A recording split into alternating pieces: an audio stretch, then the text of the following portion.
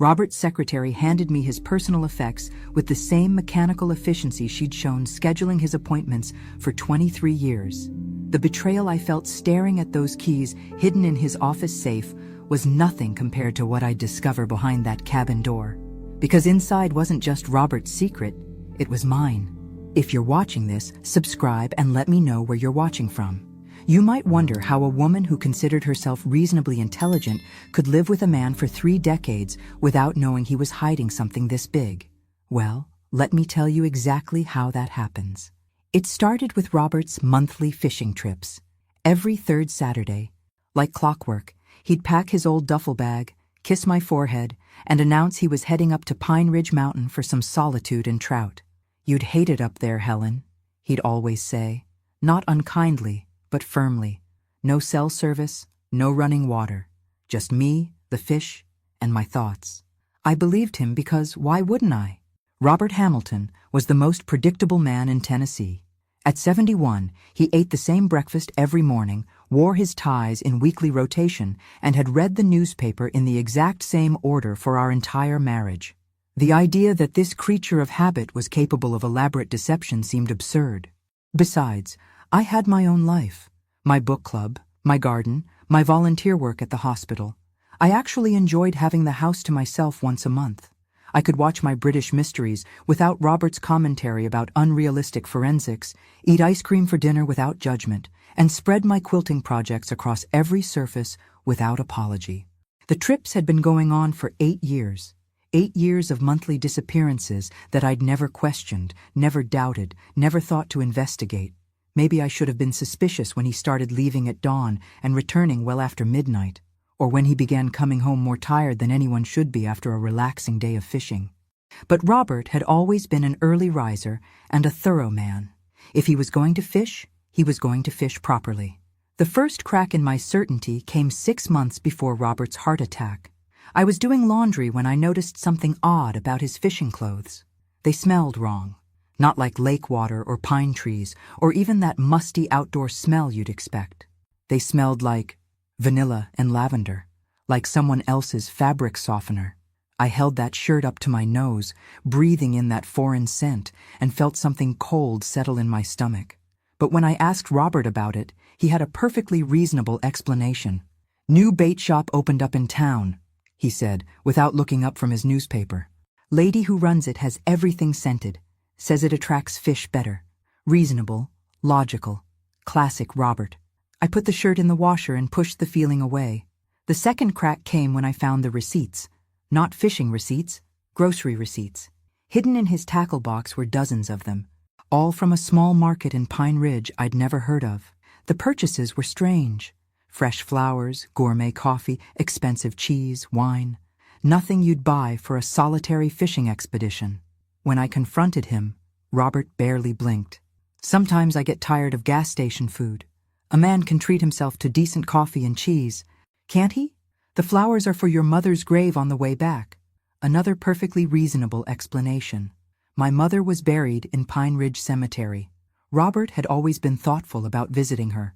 But now, staring at those keys in my palm, I realized that reasonable explanations from a reasonable man could hide unreasonable secrets. The funeral had been 3 weeks ago.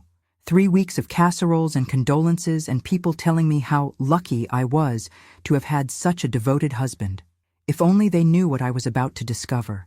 I should have let sleeping dogs lie. Should have donated his effects to charity and moved on with my grieving. But I've never been good at leaving mysteries unsolved. Ask anyone who knows me. Helen Hamilton finishes every crossword puzzle, reads every mystery novel to the end, and always, always needs to know the truth, even when that truth might destroy everything I thought I knew about my marriage. The drive to Pine Ridge took exactly 2 hours and 17 minutes. I knew because I'd made Robert time it once when we were dating, back when I still thought I might occasionally join him on these mysterious fishing expeditions. Funny how a person can live with someone for decades and still remember the small details from the beginning. The mountain road wound through thick pine forests that looked exactly like the peaceful wilderness Robert had always described. Maybe he really had been fishing all this time. Maybe those keys would unlock nothing more scandalous than a fishing cabin with outdated equipment and mouse droppings. But the grocery receipts kept nagging at me. Fresh flowers every month for 8 years. That was a lot of devotion to my mother's memory. I'd called the cemetery office before leaving Memphis. Mrs. Hamilton? Oh yes, your husband visited faithfully. Such a sweet man, always brought flowers. Though I have to say, he spent an awful lot of time at that other grave too. Other grave? The one right next to your mother's. Young woman. Died about 10 years ago. Sarah Mitchell. He always brought flowers for both graves. Sarah Mitchell. The name meant nothing to me, but something about the way the cemetery worker said it made my stomach clench, like she'd assumed I knew. Like any wife would obviously know why her husband was tending a stranger's grave. The GPS led me past the cemetery, past the small market where Robert had bought all those groceries, and up a narrower road that I'd never traveled. The houses grew farther apart, the trees thicker, until finally the voice announced, "In 200 feet, turn right." The cabin sat in a clearing surrounded by tall pines. Exactly the kind of rustic fishing retreat Robert had always described. One story, weathered wood siding, green metal roof, a porch with 2 rocking chairs and a small table between them. Window boxes with fresh flowers in November. I sat in my car for 10 full minutes, engine off, keys heavy in my palm. Part of me wanted to start the engine, drive away, and pretend I'd never found Robert's secret. Some discoveries change everything, and once you open certain doors, you can never close them again. But I've always been too curious for my own good. Robert used to tease me about it. "Helen," he'd say, "curiosity killed the cat, you know." "Good thing I'm not a cat," I'd always reply. I walked up the porch steps on unsteady legs. The key fit perfectly into the front door lock. Of course it did. The door opened with a soft creak, and I stepped inside. The cabin was nothing like what I'd expected. Instead of the rough, masculine fishing lodge I'd imagined, I found myself in a cozy, feminine space that looked like it had been decorated by someone with exquisite taste and unlimited patience. Soft blue walls covered with framed photographs, a kitchen with cheerful yellow curtains and a vintage tablecloth, a living area with a comfortable sofa and matching armchair, both covered in fabric that coordinated perfectly with the curtains. Fresh flowers, the same yellow chrysanthemums from the window boxes, arranged in a crystal vase on the mantel. This wasn't a fishing cabin. This was a home, someone's carefully created, lovingly maintained home. And judging by the framed photographs covering every available surface, that someone was a beautiful woman with dark hair and Robert's eyes. No, wait, that was wrong. Robert had her eyes. I picked up the nearest photograph with shaking hands. A young woman, maybe 30, holding a baby. The inscription on the frame read, "Sarah and Emma Mitchell, 2014. Sarah Mitchell." The woman buried next to my mother. I sank onto the sofa, my legs suddenly unable to support me. In 30 years of marriage, Robert had never mentioned a Sarah Mitchell. Never mentioned a daughter. Never mentioned this place where he'd been building a secret life one Saturday per month. The coffee table held a recent issue of Better Homes and Gardens and a small leather journal. I opened the journal to a random page, and Robert's familiar handwriting stared back at me. November 15th. Emma's school play is next week. Sarah's mother is bringing her by on Saturday so I can help with her costume. She wants to be a butterfly. Sarah would have loved seeing her in something so beautiful and delicate. Emma, a granddaughter I'd never known existed. I flipped through more pages, and the truth of Robert's deception began to unfold. Sarah hadn't been his affair. She'd been his daughter. His daughter from before we met, given up for adoption when he was barely 19. A daughter who'd found him 8 years ago, and slowly, carefully, built a relationship with the father she'd never known. A daughter who died 3 years later, leaving behind a little girl who looked just like Robert. A little girl who'd been visiting her grandfather every month in this cabin that Robert had bought and furnished just for her. A secret family he'd kept hidden from me for reasons I was only beginning to understand. Because how do you tell your wife of 30 years that you've been living a double life? How do you explain that while she thought you were fishing alone, you were actually playing grandfather to a child whose existence proves you'd kept secrets from the very beginning of your marriage? I closed the journal and looked around the cabin again. Every detail spoke of love and careful attention. The child-size rocking chair on the porch, the art supplies organized in neat containers, the refrigerator covered with crayon drawings, signed, Emma. Robert hadn't been having an affair. He'd been having a relationship with his granddaughter, in secret, because he'd been too ashamed or too afraid to tell me the truth about Sarah. But if Emma had been visiting every month until Robert's death, where was she now? And who was taking care of a little girl who'd just lost the only father figure she'd ever known? The kitchen held more answers than I was prepared for.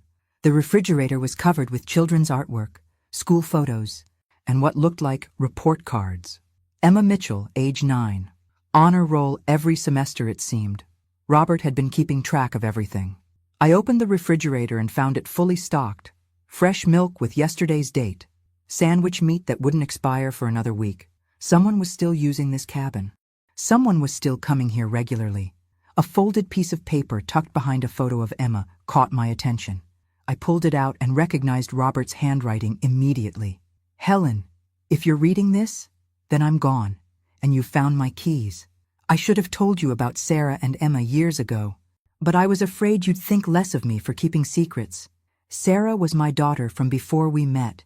She found me 8 years ago, and Emma is her little girl. After Sarah died, Emma had nowhere else to go except with her great-aunt Margaret in town. I've been helping support them and spending time with Emma here every month. Margaret brings her up here because Emma needs this connection to her mother's memory and to me. I hope you can forgive me for not telling you sooner. All my love, Robert. I stared at that letter for a long time, feeling the weight of Robert's deception settling around me like a heavy coat. Not just the secret of Sarah and Emma, but the secret of his fear.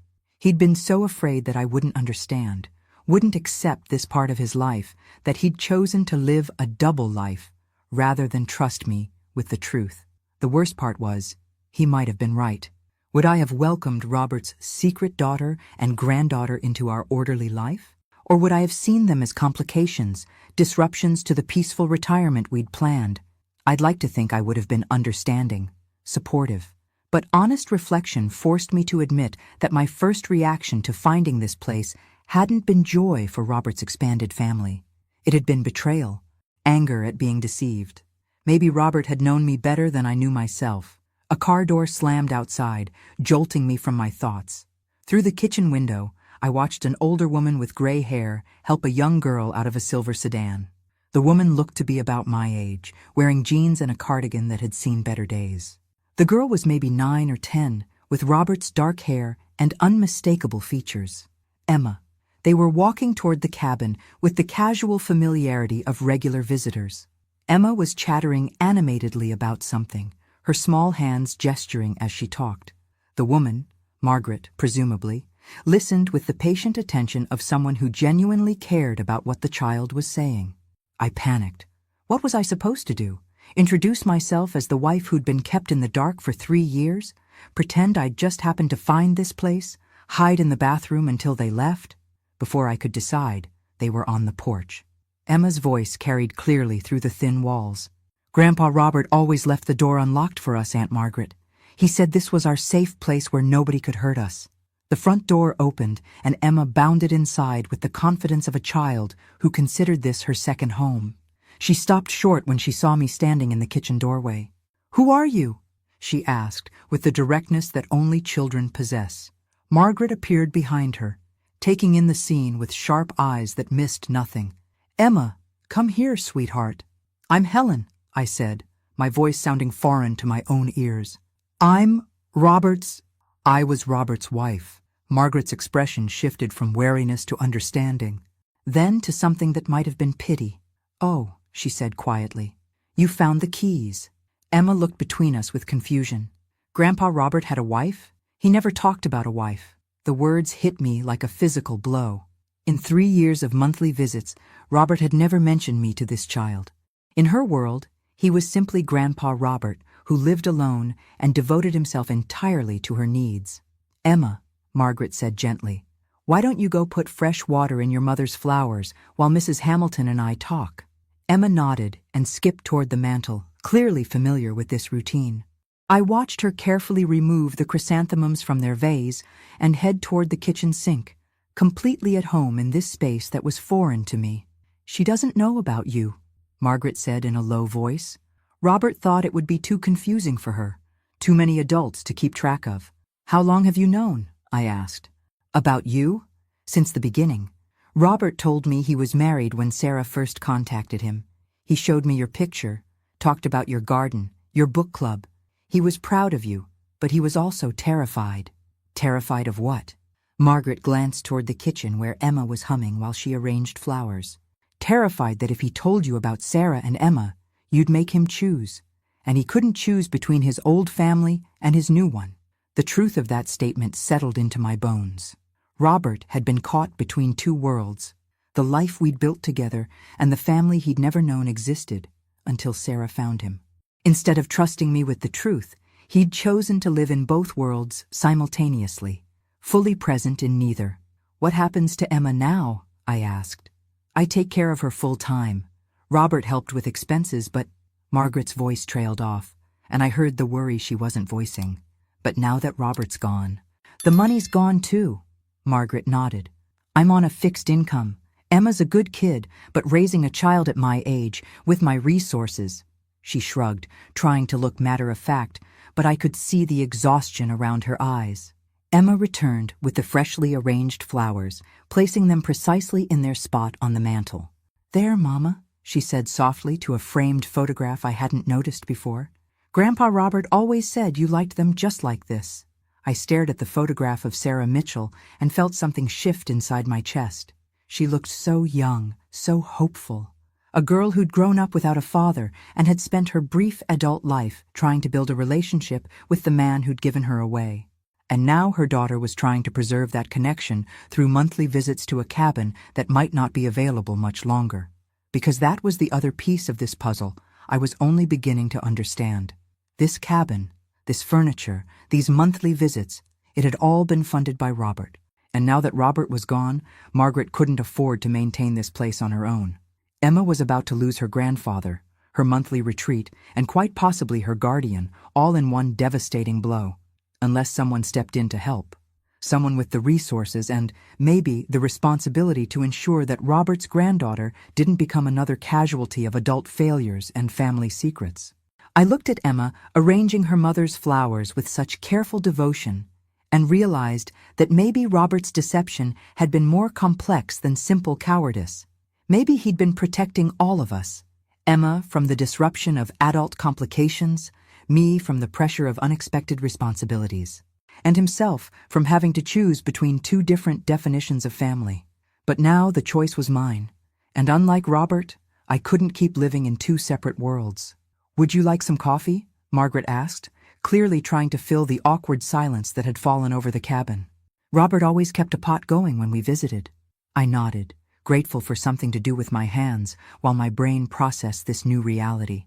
Emma had settled onto the sofa with a worn book, reading with the intense concentration that reminded me painfully of Robert. Margaret moved through the kitchen with practiced ease, obviously familiar with where everything was kept. Robert was a good man, she said quietly as she measured coffee grounds.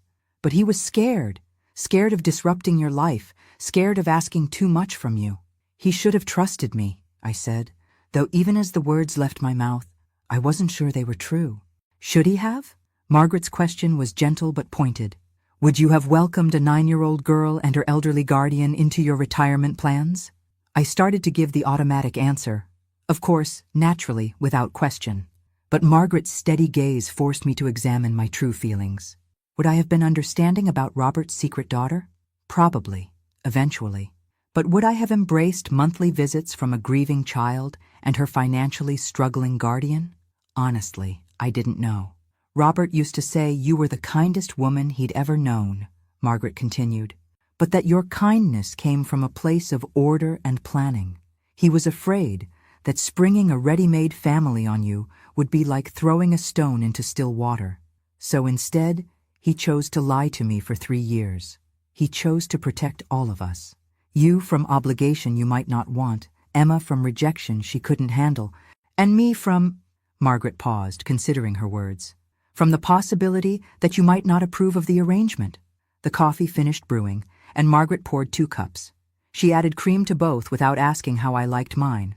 Clearly, she'd been paying attention to Robert's descriptions of me over the years. "What did he tell Emma about these visits?" I asked. "That Grandpa Robert lived by himself and needed her company, that this cabin was their special place where they could remember her mother together. She's been coming here since she was 6, Mrs. Hamilton. This place is as much home to her as anywhere else." I watched Emma reading on the sofa, her legs tucked under her in a way that was pure childhood comfort. She belonged here in a way I never would. This cabin had been created for her, furnished with her needs in mind, filled with memories of a relationship I'd never been part of. "The lease on this place runs through the end of the year," Margaret said carefully. "After that, you can't afford to keep it." Margaret shook her head. "My Social Security barely covers our basic needs in town. This place, the monthly trips, the extra expenses, it was all possible because Robert helped."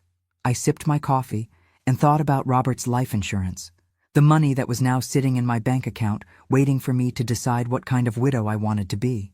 The practical widow who paid off her mortgage and put the rest into safe investments. Or the widow who honored her husband's secret commitments, even if she'd never agreed to them.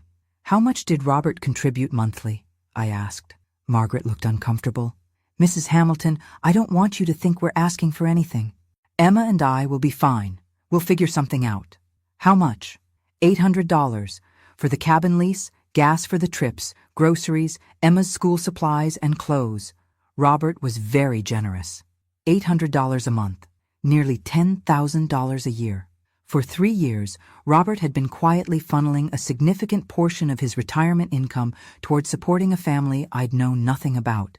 I thought about our budget discussions, the way Robert had always pushed for conservative spending, insisting we needed to be careful with our money. Had he been pinching our pennies so he could be generous with Emma's expenses? "Mrs. Hamilton?" Emma's voice broke through my calculations. She was standing beside my chair, holding her book. "Are you mad at Grandpa Robert for not telling you about us?" The question was delivered with the casual directness that only children could manage, but I could see the anxiety in her eyes. This little girl had already lost her mother and grandfather. Now she was worried about losing her safe place and her guardian because of adult complications she couldn't understand. "I'm not mad," I said, and realized as I spoke that it was true. "I'm confused and a little hurt that he felt he couldn't tell me about you. But I'm not mad." Emma nodded solemnly. "Aunt Margaret says adults sometimes make things more complicated than they need to be. Aunt Margaret is very wise. Are you going to take the cabin away from us?" The question hung in the air like a challenge. Margaret started to scold Emma for being forward, but I held up my hand. "Why would I do that?" I asked. "Because it's yours now, right? Everything that was Grandpa Robert's belongs to you now?" Smart girl. Too smart for her own good, probably. "Some things belong to me now," I said carefully, "but other things belong to your relationship with Grandpa Robert. Those things might be different." Emma studied my face with the intensity of someone trying to read a foreign language. Finally, she nodded and returned to her book, apparently satisfied with my non-answer. But Margaret was watching me with a different kind of attention. The attention of someone who was beginning to hope, but was afraid to hope too much. The truth was, I had no idea what I was going to do. 3 hours ago, I'd thought I was investigating my husband's potential infidelity. Instead, I'd discovered a secret family that had been central to his life for 3 years. A family that was now essentially orphaned, dependent on the kindness of strangers or the charity of a widow who was still processing the fact that they existed. Robert had left me more than just life insurance money. He'd left me the responsibility for decisions that would shape a little girl's future, decisions he'd been too afraid to trust me with while he was alive. The irony wasn't lost on me. Robert had spent 3 years protecting me from having to make choices about Emma and Margaret. Now, because of his secrecy, I was the only one who could make those choices, and I had to make them without any guidance from the man who'd understood these people, loved them, and carefully built this entire secret world around their needs. Thanks a lot, Robert, I thought. Way to leave me holding the bag. But even as I felt frustrated with my husband's deception, I was beginning to understand something else. Looking at Emma reading contentedly in her grandfather's chair, at Margaret watching over her with fierce protectiveness, at this cabin that represented stability and love for a child who'd lost too much already, I was beginning to see what Robert had seen. This wasn't a burden he'd hidden from me. It was a gift he'd been too afraid to share. The question now was whether I was brave enough to accept it. "Emma, why don't you go check on your mother's flowers while Mrs. Hamilton and I finish talking?" Margaret suggested after we'd sat in contemplative silence for several minutes. Emma nodded and skipped outside, clearly familiar with this routine. Through the window, I watched her carefully tend to the window boxes, talking softly to the plants as if they could hear her. "She talks to Sarah out there," Margaret explained.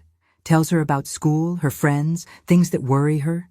Robert encouraged it, said it was healthy for her to maintain that connection. "How did Sarah die?" I asked, realizing I'd been assuming but not actually knowing. "Car accident. Drunk driver ran a red light on Emma's 7th birthday. They were coming home from Chuck E. Cheese." Margaret's voice was matter-of-fact, but I could hear years of grief underneath. "Sarah was my niece. When my brother died 10 years ago, I was all the family she and Emma had left, until Sarah found Robert. The pieces of this complicated family puzzle were starting to fit together. Sarah, raised by her great-aunt after losing her adoptive parents. A single mother working hard to give her daughter a good life, finding her birth father just in time to give Emma a grandfather before tragedy struck again. Robert never talked about giving up a child for adoption, I said. He was 31 when Sarah was born. Jennifer died in childbirth, and Robert thought a closed adoption was best. He had no idea Sarah was even looking for him until she showed up at your house 8 years ago. "She came to our house?" Margaret nodded. "Robert said you were at your book club. Sarah knocked on the door, showed him the documents she'd gotten from the adoption agency. Robert said he nearly had a heart attack right there on your front porch." I tried to imagine that scene. Robert, confronted with a daughter he'd never expected to see again, standing on the porch of the life he'd built without her. No wonder he'd been terrified. "Why didn't he just tell me?" I asked, though I was beginning to understand the answer. "Because you'd been trying to have children for years, and it never happened. Robert said you'd finally made peace with being childless, and he was afraid that suddenly having a ready-made family might bring back old pain. That stopped me cold. Robert had been protecting me from my own grief about infertility. The irony was devastating. While I'd spent years mourning the children we'd never had, Robert had been secretly rebuilding a relationship with a child I'd never known existed, a child from his previous marriage that ended in tragedy long before we met. He should have trusted me, I repeated, but with less conviction this time. Maybe. But Robert wasn't just thinking about you. He was thinking about Emma, too. What if you couldn't accept her? What if you asked him to choose? Emma had already lost so much. Through the window, I watched Emma carefully deadhead the flowers, her small hands gentle with the delicate blooms. She moved with the confidence of someone who felt completely safe in this space, completely loved and accepted. Robert adored that little girl, Margaret continued, but he was also realistic about what he could provide. He couldn't be a full-time guardian at his age, and I couldn't afford to care for her without help. This arrangement, monthly visits, financial support, maintaining this cabin as her retreat, it worked for everyone, until Robert died. Until Robert died, Margaret agreed. Emma came back inside carrying a small bouquet of flowers she'd apparently picked from somewhere on the property. "These are for you," she said, presenting them to me with a shy smile. Grandpa Robert always said flowers made everything better. I accepted the bouquet, surprised by the gesture.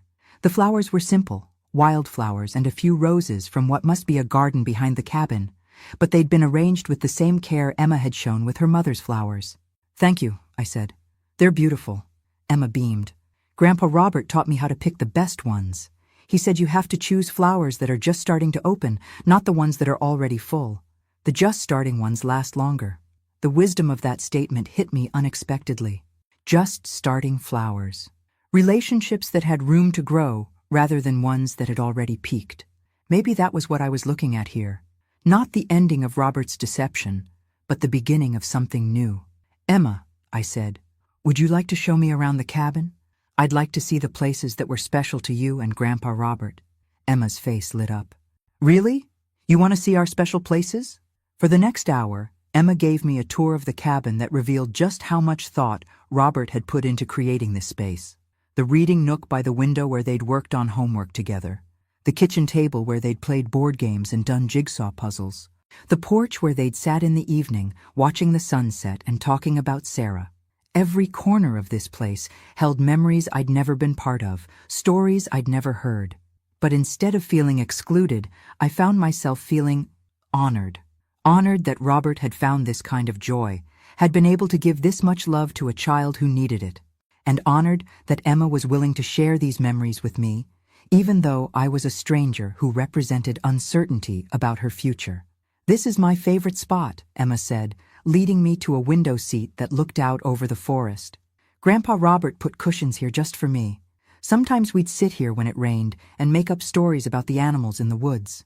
I sat beside her on the cushions, looking out at the view that Robert had gazed at once a month for 3 years.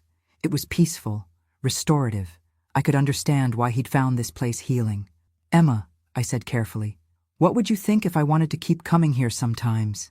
To see this place that was special to Grandpa Robert?" Emma considered this seriously. "Would you come when Aunt Margaret and I come, or different times? I was thinking maybe when you and Aunt Margaret come, if that would be okay with you." Emma studied my face with that intense scrutiny that children use when they're trying to determine if an adult can be trusted. "Would you try to change things?" she asked finally. "What kind of things? Would you want to paint the walls different colors or move the furniture around?" Adults sometimes want to change things that are already perfect. I looked around the cabin at the careful decorating choices that reflected both Robert's practical nature and what must have been Sarah's feminine touches. Everything here worked together harmoniously. Nothing needed changing. "No," I said. "I think everything here is perfect just the way it is." Emma nodded, satisfied with my answer. "Then it would be okay if you came with us. Aunt Margaret gets tired driving up here by herself, and I worry about her." Smart girl. She'd figured out how to present my involvement as something that would help Margaret rather than something she needed herself. But I could see the hope in her eyes, the relief that maybe her monthly refuge wasn't about to disappear. When Margaret appeared in the doorway, she found Emma and me sitting companionably on the window seat, looking out at the forest that Robert had loved. "Time to head back, sweetheart," Margaret said. "School night." Emma nodded and began gathering her things with the efficient movements of someone who'd made this transition many times. But before she headed to the car, she stopped in front of me. "Mrs. Hamilton, thank you for not being mad about us. Grandpa Robert was worried you might be mad." "He told you that?" Emma shook her head. "Not exactly, but sometimes when Aunt Margaret and I talked about you, he got that look adults get when they're worried about something they don't want to explain. Out of the mouths of babes." This child had been reading Robert's anxiety about his deception for 3 years, carrying the emotional weight of his secret without fully understanding what she was carrying. "I'm not mad," I assured her. "And Emma, I'm very glad I got to meet you." After they drove away, I sat alone in the cabin as the afternoon light faded. Robert's journal was still on the coffee table, and I opened it to the first entry, dated 3 years ago. "Sarah brought Emma to meet me today. I can't believe this beautiful little girl is my granddaughter. She looks just like Sarah did at that age, but she has my stubborn chin. I hope Helen can forgive me for not telling her about this yet. I know I should, but I'm afraid of disrupting the peace we've found. Maybe next month I'll find the courage." I flipped through dozens of entries. "Next month I'll tell Helen. I need to find the right way to explain this to Helen." Emma asked if she has a grandmother, and I didn't know what to say. 3 years of monthly promises to himself that he'd find the courage to trust me with the truth. 3 years of carrying this secret alone because he was too afraid of my reaction to discover whether his fears were justified. The last entry was dated 2 weeks before his heart attack.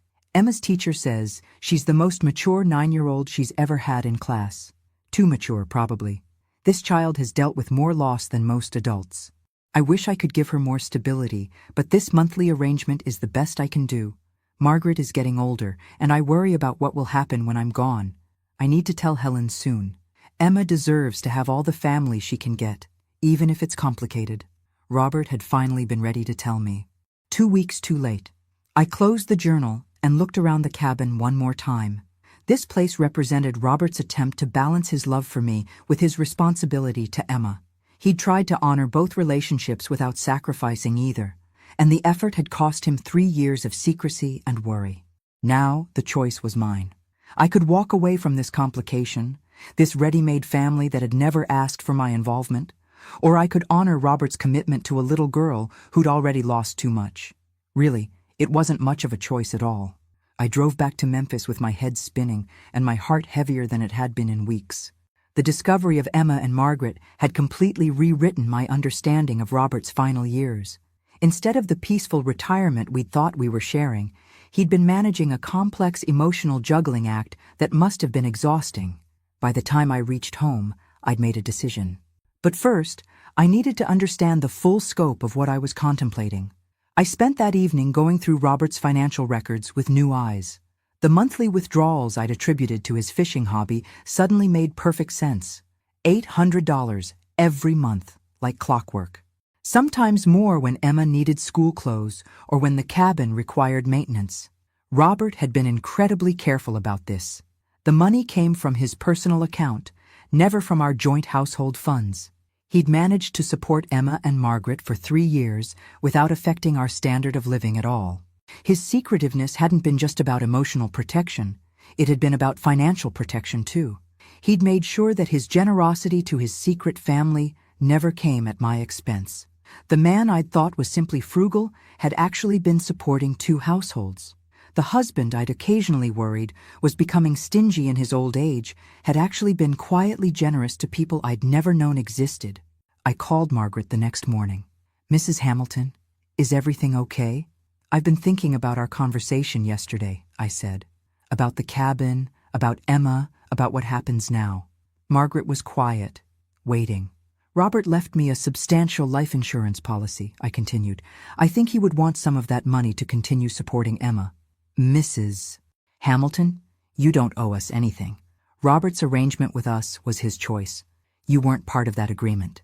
Maybe not originally, but I'm part of it now." I took a deep breath.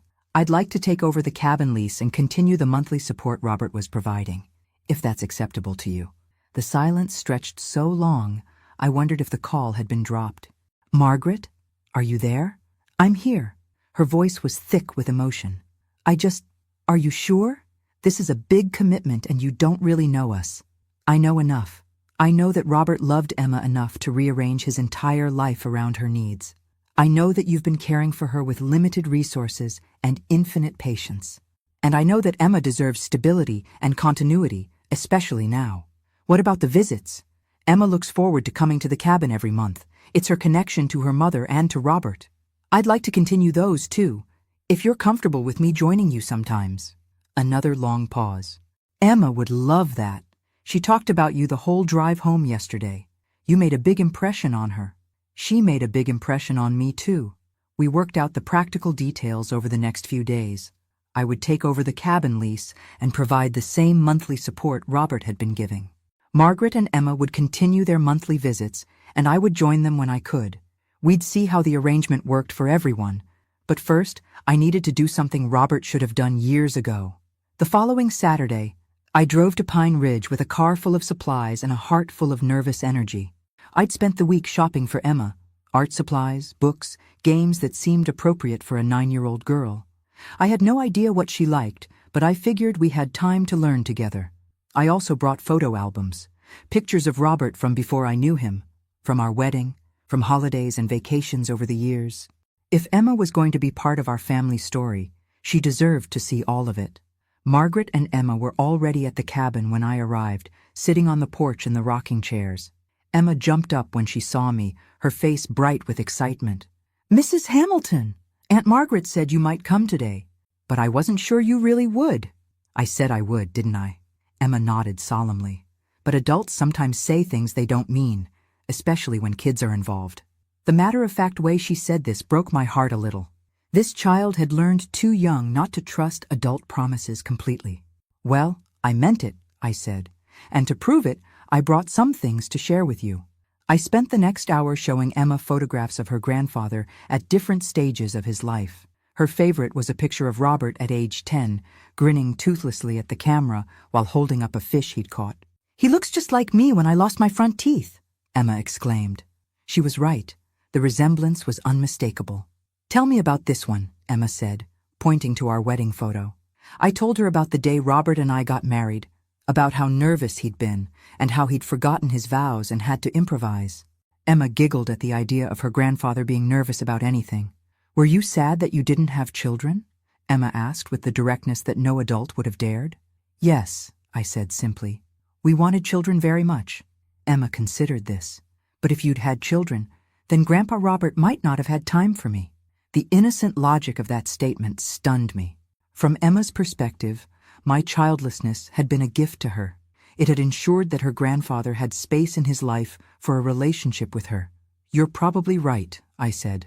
"So maybe everything worked out the way it was supposed to," Emma said with the profound acceptance that children sometimes possess.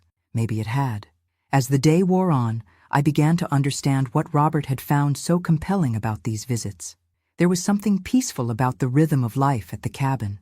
No schedules to keep, no obligations beyond enjoying each other's company. Emma was an easy child to be around. Curious, thoughtful, independent enough not to require constant entertainment. When she disappeared into the bedroom for a nap, Margaret and I sat on the porch drinking coffee and watching the afternoon light filter through the trees. "She's going to be okay," Margaret said quietly. "I was worried after Robert died that she might retreat, might close herself off from getting attached to anyone new, but she's resilient." "She has you," I pointed out.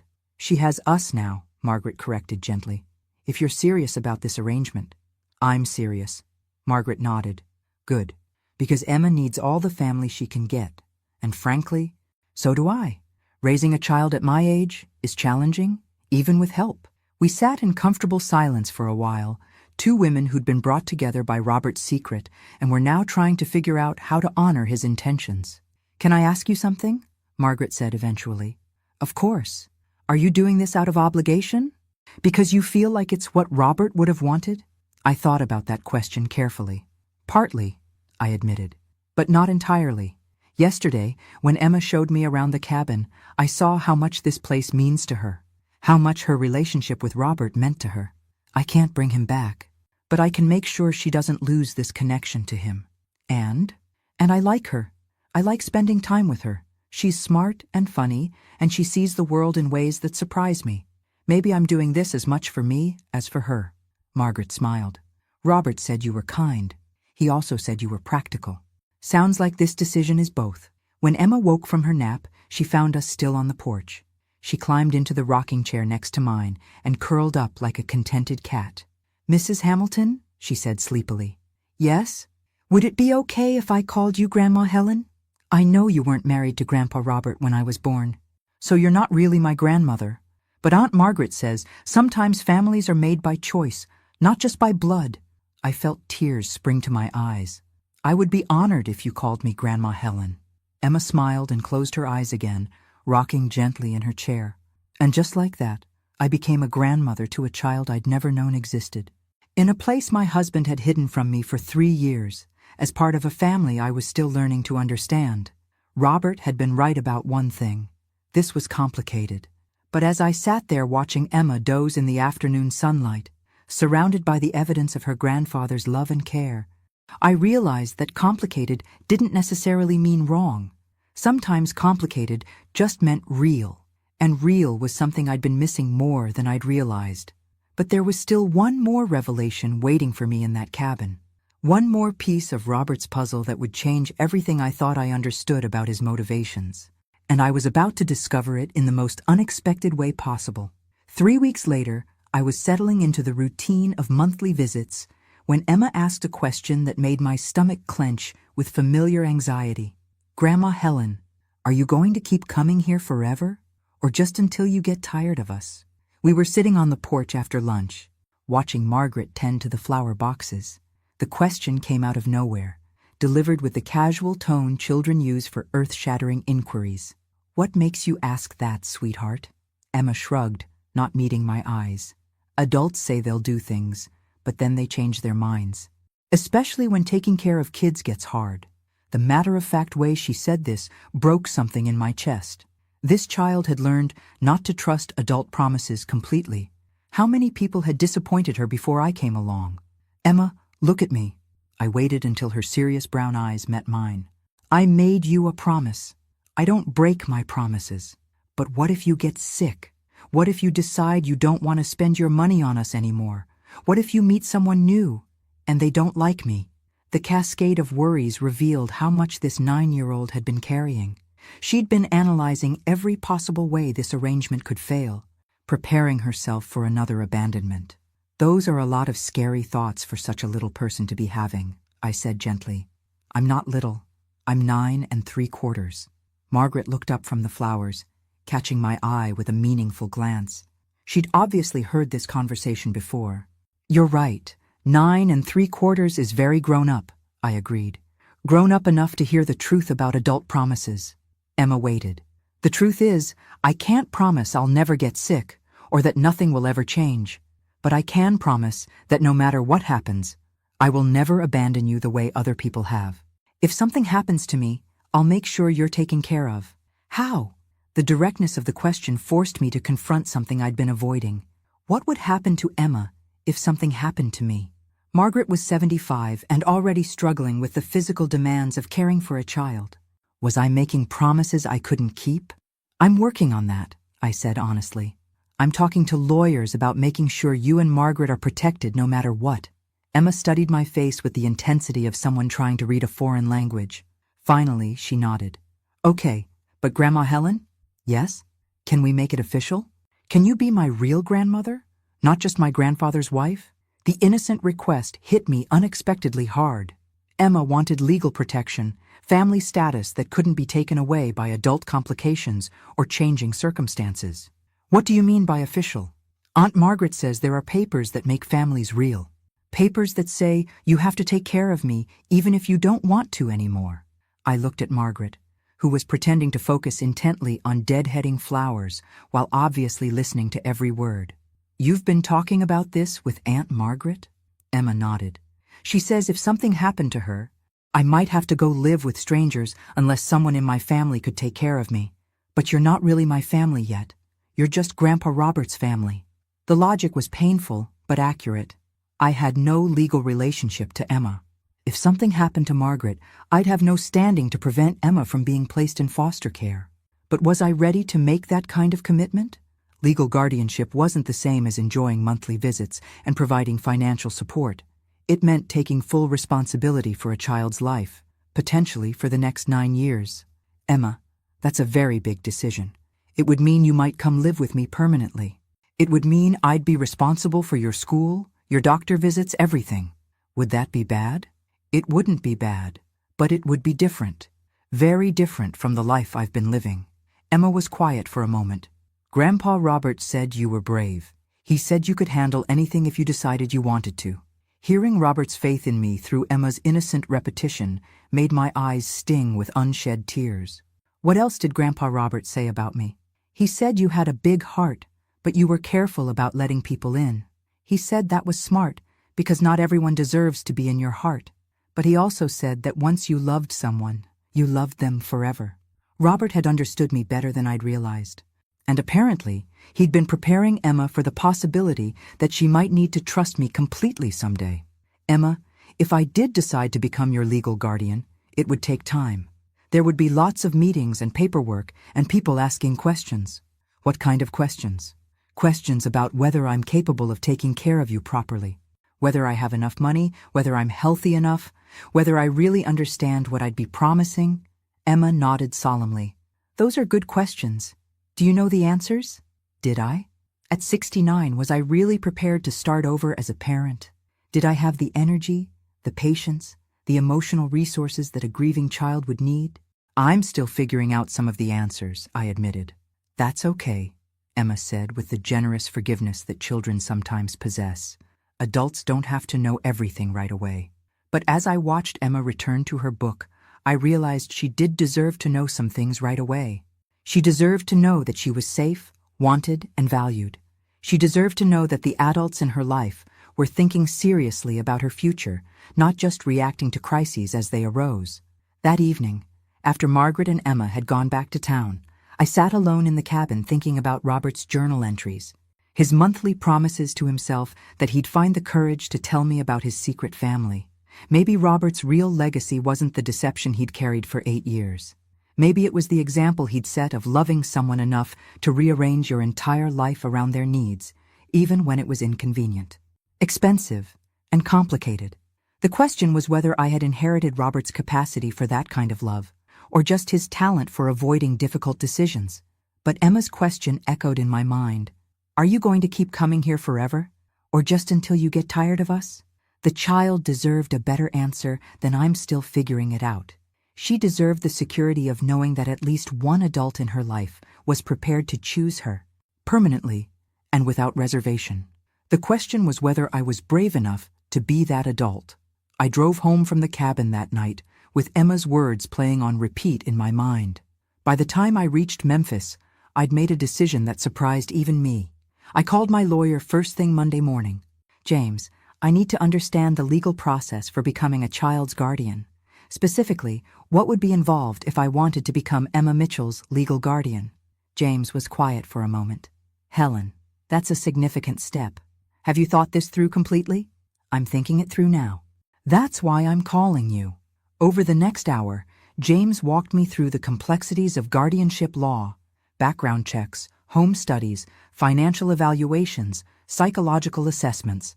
The process could take 6 months to a year, assuming no complications. The court's primary concern will be whether guardianship is in Emma's best interest, James explained. They'll want to know why you're seeking this responsibility and whether you're prepared for the long-term commitment. What are the biggest obstacles I'd face? Your age, honestly. At 69, you'd be raising a child who won't reach 18 until you're 78. The court will want assurance that you have backup plans if your health fails. What kind of backup plans? Naming a secondary guardian in your will. Demonstrating that you have family or friends who could step in if needed. Financial planning to ensure Emma's care would continue even if you became incapacitated. After hanging up with James, I sat in my kitchen, staring at a cup of coffee that had grown cold while I'd been lost in thought. Was I really considering turning my quiet retirement into 9 years of active parenting? My phone rang. Margaret's name appeared on the screen. Helen? I hope I'm not calling at a bad time, but Emma had nightmares last night. She was talking in her sleep about foster homes and strangers. My heart clenched. What did she say? She kept saying, "Please don't make me go with them." She was reliving something. Helen. Something from before she came to live with me, I think. What happened before she came to live with you? Margaret was quiet for a moment. After Sarah died, there was a brief period when the authorities weren't sure where to place Emma. She spent 2 weeks with a temporary foster family while they located me. It wasn't a good experience for her. What do you mean? They weren't cruel, but they weren't kind either. Emma was just another placement to them. She told me later that they made her feel like she was a burden they had to tolerate until someone else could take her. The image of Emma feeling unwanted and afraid made me physically nauseated. Margaret, what if something happens to you? What would happen to Emma? That's what keeps me awake at night, Helen. I'm 75 with high blood pressure and arthritis. Every day I worry that I might have a stroke or a heart attack, and Emma would end up back in the system. Is there anyone else? Any other family members? No one. Sarah was my niece, but my brother died years ago. Emma's father was never in the picture. I'm all she has. The weight of that statement settled around me like a heavy blanket. Emma's security depended entirely on the health and longevity of a 75-year-old woman with medical issues. Margaret, what would you think if I applied to become Emma's legal co-guardian? Not to take her away from you, but to provide backup protection if something happened to you? The silence stretched so long, I wondered if the call had been dropped. Margaret, are you there? I'm here. Helen, that would be an enormous responsibility for you. Are you sure you understand what you'd be agreeing to? I'm not sure of anything, except that Emma deserves more security than she currently has. It would mean she might come live with you full-time if I became unable to care for her. I know. It would mean being responsible for her education, her medical care, her emotional needs. It would mean being a parent at 69. I know that too. Margaret was crying now. Helen, I can't ask you to do this. You're not asking, I'm offering. But why? You've only known Emma for 2 months. I thought about Emma's question on the porch, about her nightmares about foster care, about the way she'd learned not to trust adult promises completely. Because she's Robert's granddaughter, and she deserves to know that someone will choose her permanently. Because she's already lost too much, and I can't stand the thought of her losing more. And because? And because I love her, I admitted, the words surprising me as they came out. I didn't expect to, but I do. I love her enough to rearrange my life around her needs if that's what she requires. After we hung up, I sat in my quiet house thinking about the chaos that would come with full-time parenting, the noise, the schedules, the constant needs and questions and demands for attention. Then I thought about Emma's face when she'd asked if I would get tired of her, the anxiety of a child who'd learned that adult love could be conditional and temporary. I called James back. I want to start the guardianship process. Helen, I have to ask this officially. Are you certain you understand the commitment you're making? James, I've never been certain of anything in my life, but I'm certain that Emma deserves someone who's willing to fight for her security. All right then, let's begin. That evening, I drove back to Pine Ridge for an unscheduled visit. I found Margaret and Emma having dinner at the cabin, apparently having decided to extend their monthly stay by a day. Grandma Helen! Emma jumped up from the table. You came back! I had some things to discuss with you and Aunt Margaret. Emma's expression immediately became serious. Are you in trouble? Did I do something wrong yesterday? No, sweetheart. You didn't do anything wrong. In fact, you said something that got me thinking. I sat down at the table with them. Emma, remember when you asked about making it official? About me becoming your real grandmother? Emma nodded, suddenly very still. I talked to my lawyer today. I want to apply to become your legal co-guardian. Emma stared at me without speaking. Margaret reached over and squeezed my hand. What does co-guardian mean? Emma asked finally. It means I'd have the legal right to take care of you if anything happened to Aunt Margaret. It means you'd never have to go live with strangers. Emma's eyes filled with tears. Really? You'd really do that? I'd really do that. But Emma, it's a big process. There will be lots of meetings and people asking questions. And it means if you did come live with me, there would be lots of changes. What kind of changes? You'd have to switch schools, make new friends, live in a different house with different rules. Emma considered this seriously. But I'd still get to come here, to the cabin? Absolutely. And Aunt Margaret would still visit? All the time. Emma looked at Margaret. What do you think, Aunt Margaret? Margaret was crying again. I think Grandma Helen is giving you the most precious gift anyone could give you. The gift of knowing you'll always be safe and loved. Emma nodded solemnly. Then she launched herself into my arms with such force that she nearly knocked me off my chair. Thank you, she whispered into my neck. Thank you for choosing me. As I held Robert's granddaughter in my arms, I realized that this wasn't just about providing security for Emma. It was about honoring the kind of love Robert had shown her. Love that was willing to sacrifice convenience and comfort for another person's well-being. Robert had rearranged his life around Emma's needs for 8 years. Now it was my turn to do the same. The question was no longer whether I was brave enough to be Emma's guardian. The question was whether I was brave enough to be the kind of grandmother she deserved. The guardianship process began with a mountain of paperwork that made me question my sanity. Financial disclosures, medical records, background checks, references from people who could vouch for my character and stability. We need at least 6 character references, the family court clerk explained. People who can speak to your ability to provide stable care for a child. I sat in my car outside the courthouse, staring at the forms and trying to think of 6 people who knew me well enough to vouch for my parenting potential. The truth was, Robert and I had lived a fairly insular life. We had neighbors, church acquaintances, my book club friends, but no one who really knew me intimately. This was going to be harder than I'd anticipated. My first call was to Dr. Patricia Williams, our family physician for the past 15 years. Helen, how are you holding up? Dr. Williams had been wonderfully supportive after Robert's death. I'm doing something that might surprise you, Patricia. I'm applying to become legal guardian for a child. A child? Helen, whose child? I explained about Emma, about Robert's secret family, about the current situation with Margaret. My goodness, Helen. That's quite an undertaking at our age. I know it sounds crazy, but Patricia, would you be willing to provide a medical reference? To confirm that I'm healthy enough to care for a 9-year-old? Dr. Williams was quiet for a moment. Helen, I'll be honest with you. At 69, taking on full-time parenting is a significant physical and emotional challenge. Are you prepared for that reality? I'm not prepared for anything, but I'm committed to learning. All right, but I want you to come in for a comprehensive physical first. If you're going to do this, we need to make sure you're in the best possible health. My next call was to Ellen Morrison from my book club. Helen, dear, how are you managing? Actually, Ellen, I'm calling because I could use your help with something. I explained the situation again. Ellen was shocked into silence. You want to become a guardian? Helen, that's wonderful, but are you sure you've thought this through? Everyone keeps asking me that. No, I haven't thought it through completely. But Ellen, would you be willing to serve as a character reference? Of course, dear. But Helen, have you considered what this will mean for your social life? Your freedom? 9-year-olds require constant attention.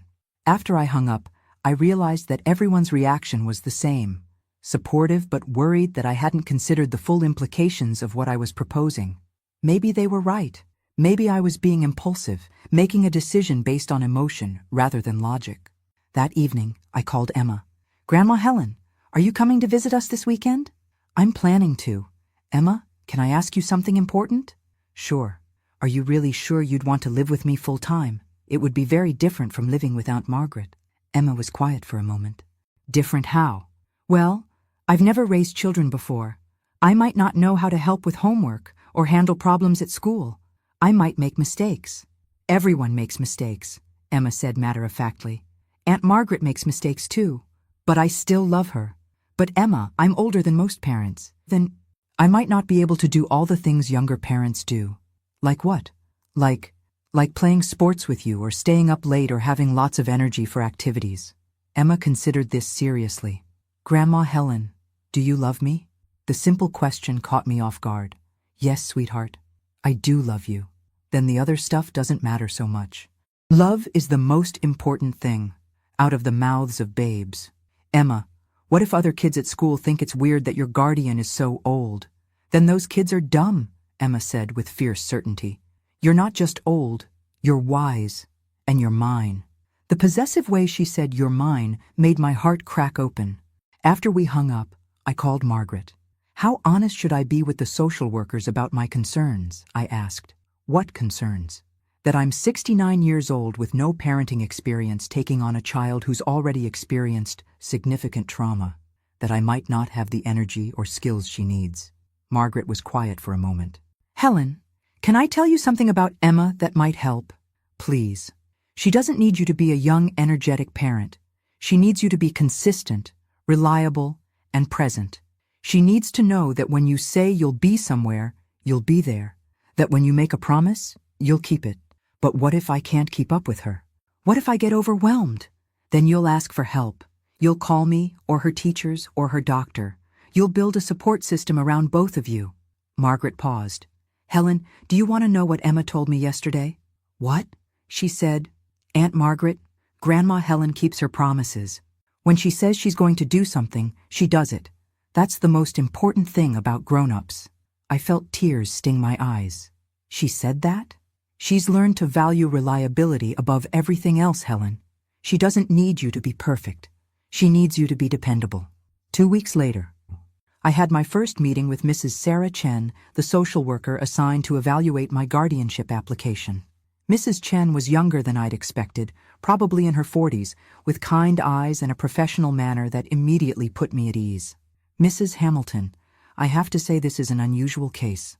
Most guardianship applications come from relatives or family friends who've known the child for years. I understand that my situation is unconventional. Tell me why you want to become Emma's guardian. I'd practiced this answer, but sitting across from Mrs. Chen, I realized I needed to speak from my heart rather than reciting prepared responses. Because she's my husband's granddaughter, and she deserves to know that someone will always choose her, because she's already lost too much, and I can prevent her from losing more. And what do you think you can offer Emma that her current situation doesn't provide? Long-term security. Margaret is wonderful, but she's 75 with health issues. Emma worries constantly about what will happen to her if something happens to Margaret. Mrs. Chen made notes as I spoke. Emma's file indicates she's had some previous trauma related to placement instability. Yes, She spent 2 weeks in foster care after her mother died. It wasn't a good experience. And you believe you can provide the stability she needs? I believe I can provide permanence, a legal commitment that can't be taken away by changing circumstances. Mrs. Chen spent the next hour asking detailed questions about my finances, my health, my support system, my parenting philosophy. Some questions I answered confidently. Others revealed gaps in my preparation that made me nervous. Mrs. Hamilton, I'll be honest with you. Your age is a concern. The court will want assurance that you have contingency plans if your health fails. I'm working with my lawyer on that. Naming backup guardians, setting up financial trusts, all of it. Good. I'll also need to interview Emma separately, and I'll want to observe you two together in your home environment. After Mrs. Chen left, I sat in my quiet house, trying to imagine Emma's belongings filling the spare room, her voice echoing through the hallways, her daily needs restructuring my carefully ordered routine. The prospect was both thrilling and terrifying. But Emma's voice echoed in my memory. You're not just old, you're wise. And you're mine. Maybe that was enough to build on. 3 months into the guardianship process, I received a call that changed everything. Helen, it's Margaret. I'm at the hospital. My blood went cold. What happened? Are you all right? I had chest pains this morning. Emma called 911. The doctors think it was a mild heart attack. Oh my God, how is Emma? Where is she? She's here with me. But Helen, she's terrified. She keeps asking if she's going to have to go live with strangers now. I was already reaching for my car keys. I'm on my way. The drive to Pine Ridge felt endless. My mind raced with worst-case scenarios. What if Margaret's condition was more serious than she'd let on? What if Emma was placed in emergency foster care before I could get there? I found Emma sitting in a hard plastic chair in the hospital waiting room, looking impossibly small and scared. She launched herself into my arms the moment she saw me. Grandma Helen, Aunt Margaret's heart is broken. The doctors are trying to fix it, but what if they can't? Sweetheart, Aunt Margaret is going to be okay. The doctors are taking very good care of her. But what if she dies like Mama did? What if I have to go away again? The raw terror in Emma's voice made me hold her tighter. Emma, listen to me. You are not going away. No matter what happens, you're not going back to strangers. But the guardianship papers aren't finished yet. The social worker lady said it takes more time. Smart child. She understood exactly how precarious her situation was. Emma, remember what I promised you, that I would never abandon you? Emma nodded against my shoulder. I keep my promises. Even if the paperwork isn't finished, I will not let anyone take you away from me. Over the next few days, the full scope of Margaret's condition became clear. She'd had a mild heart attack, but her overall cardiovascular health was worse than anyone had realized. The cardiologist recommended significant lifestyle changes and ongoing monitoring. I can still take care of Emma, Margaret insisted from her hospital bed. This was just a scare. But Emma, sitting quietly in the corner chair, looked like she was preparing herself for another loss. Dr. Martinez, Margaret's cardiologist, was blunt when he spoke with me privately. Mrs. Morrison is 75 with significant heart disease. The stress of caring for a child full-time isn't advisable. She needs rest, reduced responsibility, and careful monitoring. What are you saying? I'm saying that if Emma is going to continue living with Mrs. Morrison, there need to be significant support systems in place. Daily help, respite care, backup plans for emergencies. That evening I had a difficult conversation with Margaret and Emma. Margaret, I think we need to accelerate the guardianship process. Emma needs stability, and you need to focus on your health. Margaret looked relieved and guilty at the same time. Helen, I hate to put this burden on you. It's not a burden. It's what Robert would have wanted. Emma had been unusually quiet during our conversation. Finally, she spoke up. Does this mean I have to move to Memphis now? Before the court says it's okay? Mrs. Chen, who'd been working overtime to expedite our case, explained the options. We can petition for emergency temporary guardianship given Mrs. Morrison's health crisis. It would allow Emma to live with you immediately while we complete the full evaluation process. What does that involve? An expedited home study, immediate placement, and a court hearing within 2 weeks instead of 6 months. I looked at Emma, who was watching me with the intense attention of someone whose entire future was being decided by adult conversations she could barely understand. Emma, how would you feel about coming to live with me right away? Before we originally planned? Emma considered this seriously. Would I still get to visit Aunt Margaret in the hospital? Every day if you want to. And we'd still go to the cabin? Absolutely. And if the judge decides I can't stay with you permanently, I wouldn't have to go to foster care. The question revealed how carefully she'd been listening to adult conversations, how much she understood about the legal complexities of her situation. Emma, I give you my word. No matter what any judge says, you will never go to foster care. I will fight for you until there are no more fights to fight. Emma nodded solemnly. Okay, I think I'd like to live with you now. 2 days later, I watched Emma pack her belongings into garbage bags, all her worldly possessions fitting into 3 black trash bags and a cardboard box. Is this everything? I asked, shocked at how little she owned. I don't have very much stuff, Emma said matter-of-factly. Mama used to say that people are more important than things. As we loaded her belongings into my car, Margaret pulled me aside. Helen, there are things about Emma you need to know. She has nightmares sometimes. She's afraid of thunderstorms. She still talks to her mother when she's upset. Tell me everything. She's incredibly mature for her age, but she's still a child who's experienced significant loss. She'll test you, Helen. She'll push to see if you'll abandon her like others have. I won't. I know you won't. But she doesn't know that yet. The drive back to Memphis was quiet. Emma sat in the passenger seat, clutching a stuffed rabbit that looked like it had been loved nearly to death. Grandma Helen? Yes, sweetheart. Are you scared? The honesty of the question demanded an honest answer. A little bit. Are you? A little bit, too. That's probably normal when families are just starting to figure each other out. Emma nodded. Aunt Margaret says being scared and being brave are the same thing sometimes. Aunt Margaret is very wise. As we pulled into my driveway, Emma looked at my house, soon to be our house, with the careful attention of someone memorizing important details. It's bigger than I thought, she said. Is that good or bad? Good, I think. There's room for both of us without being crowded. That first night, as I tucked Emma into the bed we'd hastily set up in the spare room, she asked one more question. Grandma Helen, do you think Grandpa Robert would be happy about this? About me living with you? I thought about Robert's monthly visits, his careful provision for Emma's needs, his 8 years of devoted grandfather love.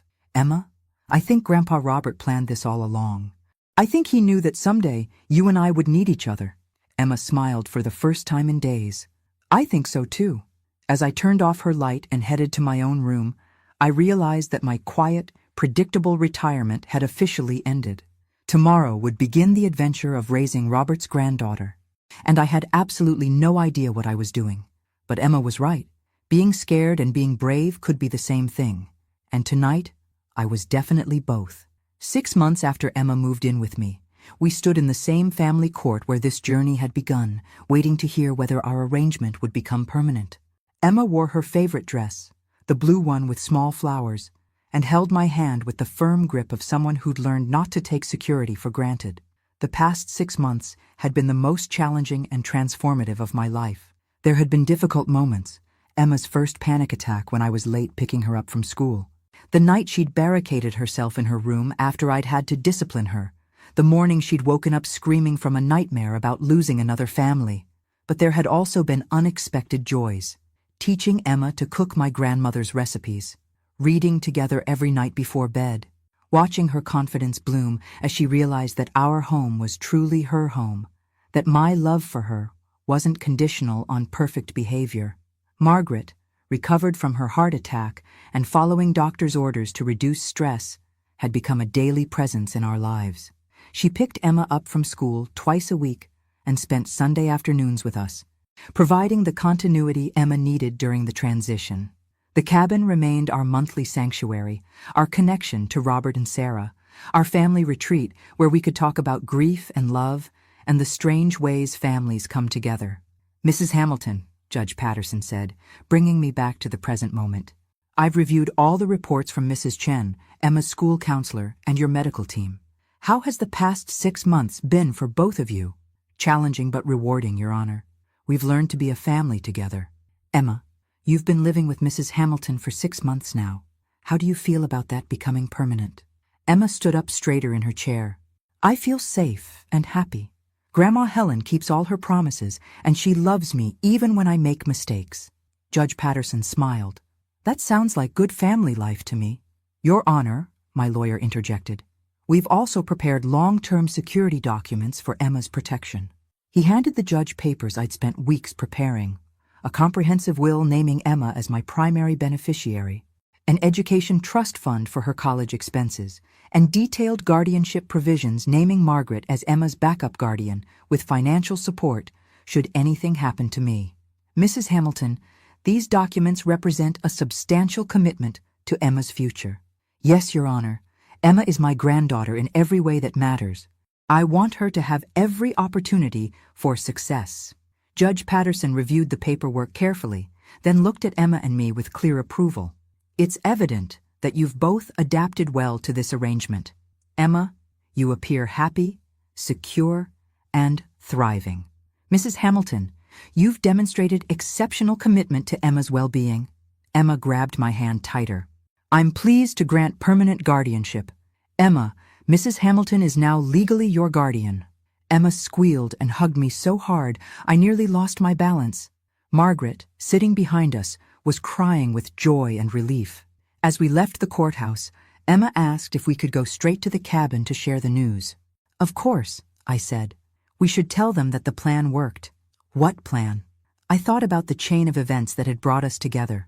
Robert's secret visits, his hidden family, his careful provision for Emma's needs even after death.